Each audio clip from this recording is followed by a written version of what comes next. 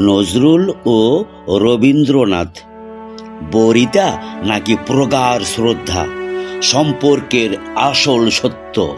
বাংলা সাহিত্যের দুই ধ্রুবতারা রবীন্দ্রনাথ ঠাকুর এবং কাজী নজরুল ইসলাম, একজন বিশ্বকবি, অন্যজন বিদ্রোহী কবি।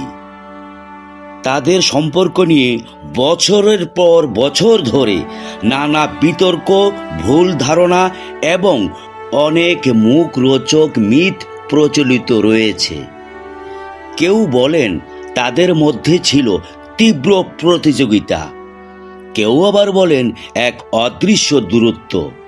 কিন্তু সত্যি কি তাই? নাকি এই অম্ল মধুর সম্পর্কের অন্তরালে লুকিয়ে ছিল গভীর শ্রদ্ধা ও ভালোবাসার এক অনন্য মেলবন্ধন? চলুন জেনে নেওয়া যাক বাস্তব সত্য। সবচেয়ে বড় মিথ। অনেকেই মনে করেন নজরুল যখন বাংলা সাহিত্যে ঝড় তুলে আত্মপ্রকাশ করলেন, তখন রবীন্দ্রনাথ তাকে নিজের ক্ষমতার জন্য হুমকি মনে করেছিলেন।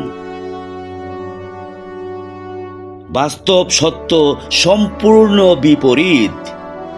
নজরুল যখন কাজী পরিবার ছেড়ে কলকাতায় আসেন, রবীন্দ্রনাথ তাকে পরম স্নেহে কাছে টেনে নেন। রবীন্দ্রনাথ নজরুলের সৃষ্টিশীলতার এত বড় ভক্ত ছিলেন যে নজরুলের বিখ্যাত নাটক বসন্ত প্রকাশের পর তা নজরুলকেই উৎসর্গ করেছিলেন। কোনো তরুণ কবিকে কবিগুরুর এমন সম্মান দেওয়া ছিল অত্যন্ত বিরল ঘটনা। তবে কি তাদের মধ্যে কোনো মত পার্থক্যই ছিল না?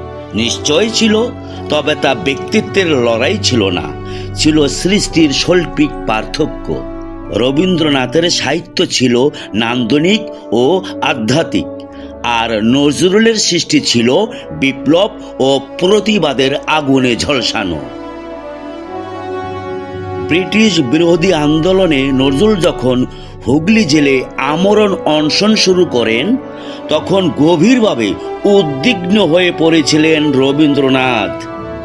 তিনি জোড়াসাঁকো থেকে টেলিগ্রাম পাঠিয়ে লিখেছিলেন, "give up hunger, strike, our literature claims you.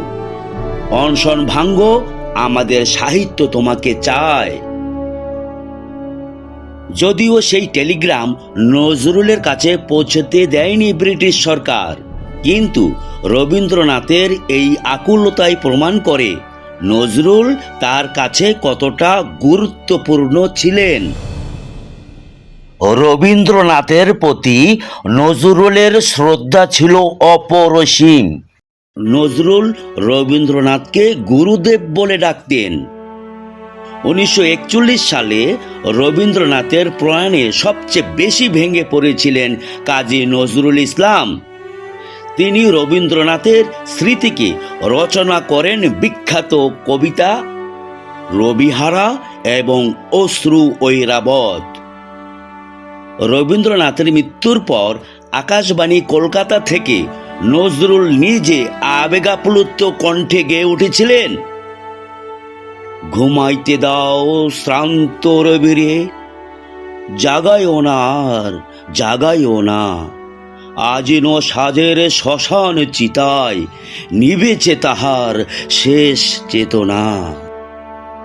সুতরাং রবীন্দ্রনাথ ও নজরুলের সম্পর্ক নিয়ে যেসব দ্বন্দ্বের গল্প শোনা যায় তা শুধুই মুখরোচক মিথ। তাদের মধ্যে বয়স বা ভাবধারার ফারাক থাকলেও তা ছিল মূলত পিতা ও পুত্রের মতো এক গভীর আত্মিক টান এবং শিক্ষক ও শিষ্যের শ্রদ্ধার সম্পর্ক। বাংলা সাহিত্যের এই দুই কিংবদন্তির সম্পর্ক নিয়ে আপনার মন্তব্য কি? কমেন্ট বক্সে লিখে জানান। ভিডিওটি ভালো লাগলে লাইক ও শেয়ার করতে ভুলবেন না। ধন্যবাদ।